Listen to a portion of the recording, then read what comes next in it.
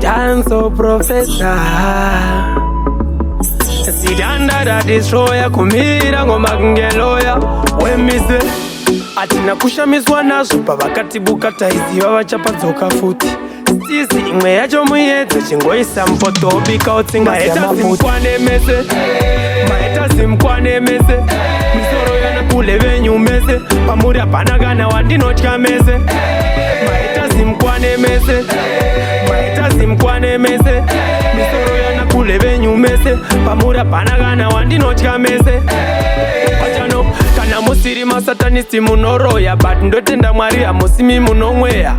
kutongondivenga pasina nyaya mondivengera chete kungoti zvangu zvafaya but pafeya mukwane kana mchida budai pachena tirovane kwete kuti mine zvidhoma mtumane pafeya uku ndiko kutondityamudzane maeta zimkwane mese misoro yana kule venyu mese pamuri hapana kana wandinotya mese maeta zimkwane mese misoro yana kule venyu mese pamuri hapana kana wandinotya mese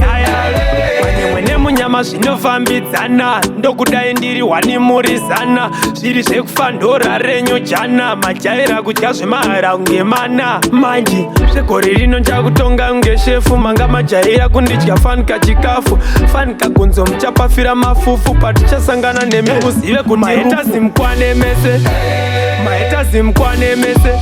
misoro yana kule venyu mese pamuri hapana kana wandinotya mese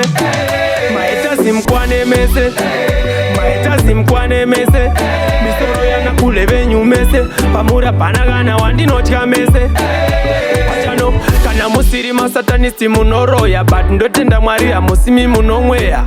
kutongondivenga pasina nyaya mondivengera chete kungoti zvangu zvafaya but pafeya mukwane kana mchida budai pachena tirovane kwete kuti mine zvidhoma mtumane pafeya uku ndiko kutondityamudzane maeta zimkwane mese misoro yana kule venyu mese pamuri hapana kana wandinotya mese maeta zimkwane mese misoro yana kule venyu mese pamuri hapana kana wandinotya mese